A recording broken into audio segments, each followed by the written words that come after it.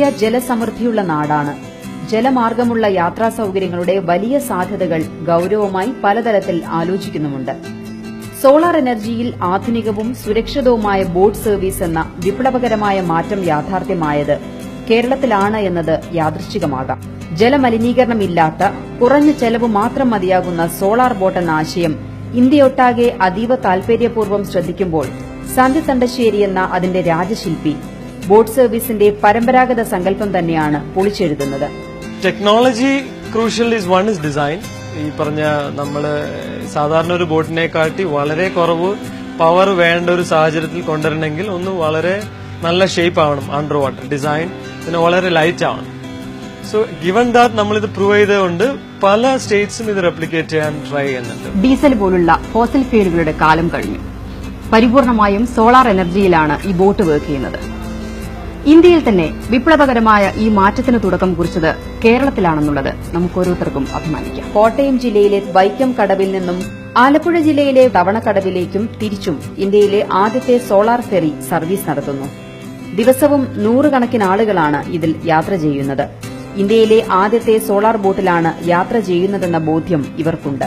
മറ്റ് ബോട്ടുകളെ അപേക്ഷിച്ച് വളരെ കംഫർട്ടബിൾ ആണ് യാത്ര ചെയ്യാൻ എന്നുള്ളത്. സൗണ്ട് ഇല്ല എന്നുള്ളത് മാത്രമല്ല, ഇതിന്റെ സ്പേഷ്യസ് ആയിട്ടുള്ള ഈ ഉൾവശവും ഒക്കെ യാത്രക്കാരെ സംബന്ധിച്ചിടത്തോളം വളരെ കംഫർട്ടബിൾ ആണ്. വൈക്കത്ത് തന്നെ വരാൻ ഞങ്ങളുടെ ഭാഗ്യം എന്ന് ഞങ്ങൾ പറയുള്ളൂ. ഇത് ആദ്യം ഒരു കൗതുകമായിരുന്നു. ഇപ്പൊ ശരിക്കും ഞാൻ അത് 5:40 വേണ്ടി മാത്രം വെയിറ്റ് ചെയ്ത് കയറുന്ന ഒരാളാണ്. ഇന്ത്യയിലെ ആദ്യത്തെ സോളാർ ബോട്ട് ഏതെന്ന് ഇന്ന് മത്സര പരീക്ഷകളിലെ ചോദ്യമാണ്. ആദിത്യ എന്ന സോളാർ ബോട്ടും സന്ധിത്തും ചരിത്രത്തിൽ ഇടം പിടിക്കുമ്പോൾ അത് നേവൽ ആർക്കിടെക്ചറിൽ ബിടെക് കഴിഞ്ഞ ഒരു മലയാളി യുവാവിന്റെ പകരം വയ്ക്കാനില്ലാത്ത അധ്വാനത്തിന്റെ ഫലം കൂടിയാണ്. നമ്മളൊരു ഹയർ ടെക്നോളജി ഒരു സാധനം കൊണ്ടുവരുമ്പോൾ അതിനെ നമ്മൾ അസറ്റ് യൂട്ടിലൈസേഷൻ എന്ന് പറയും. ഇപ്പൊ യൂബർ എന്ന മോഡൽ എന്തുകൊണ്ട് വർക്ക് ചെയ്യുന്നു പറഞ്ഞാൽ ആ കാറിന്റെ യൂട്ടിലൈസേഷൻ ഉള്ളതുകൊണ്ടാണ്. അതേപോലെ ഒരു അസറ്റ് യൂട്ടിലൈസേഷൻ ഉള്ള ഏരിയസിലാണ് ഒരു higher technology slightly higher cost work ചെയ്യുന്നത്. വൈദ്യുതി ക്ഷാമമുള്ള നമ്മുടെ സംസ്ഥാനത്ത് സോളാർ എനർജിയെ ബദൽ മാർഗമായി പൊതുഗതാഗത സംവിധാനത്തിനായി മാറ്റിയിടത്താണ് സന്ധിത്തിന്റെ വിജയം. ടെക്നോളജി ഒരു പ്രൊഡക്റ്റായി കൺവേർട്ട് ചെയ്യുമ്പോൾ അത് സമൂഹത്തിനാകെ പ്രയോജനമുള്ള വിളക്കുമരമായി മാറുന്നു. ഒരു വ്യക്തിയുടെ സാങ്കേതിക നോളജ് സമൂഹത്തിനും പ്രകൃതിക്കും പ്രയോജനമുള്ളതാകുന്നു. വെയിലുള്ളപ്പോൾ പൂർണ്ണമായും സൌരോർജ്ജത്തിലും അല്ലാത്തപ്പോൾ ഗ്രിഡിൽ നിന്ന് ചാർജ് ചെയ്തുമാണ് ഫെറിയുടെ പ്രവർത്തനം. എങ്ങനെ പോയാലും ഒരു ദിവസത്തെ ഓപ്പറേറ്റിംഗ് കോസ്റ്റ് 120 രൂപയാണ്. കഴിഞ്ഞ ഓപ്പറേഷൻ ഡേറ്റ എല്ലാം എടുത്ത് നോക്കുമ്പോൾ വിച്ച് ഈസ് അറൌണ്ട് ഈ പറഞ്ഞ 120 rupees ആണ് പെർ ഡേ ടോട്ടൽ കോസ്റ്റ് ആയി വരുന്നത്. ഡീസൽ ഫെറിക്കാണെങ്കിൽ 7000 രൂപയും.